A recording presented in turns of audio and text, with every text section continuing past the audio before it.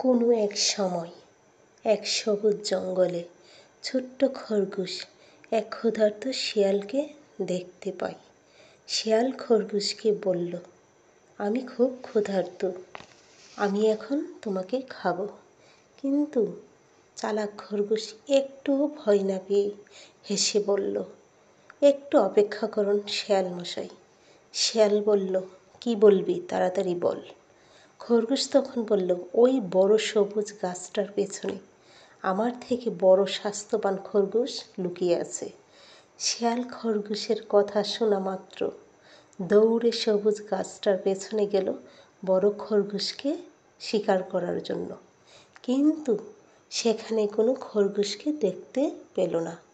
এই সুযোগে ছোট্ট খরগোশ নিরাপদে সেখান থেকে চলে গেল।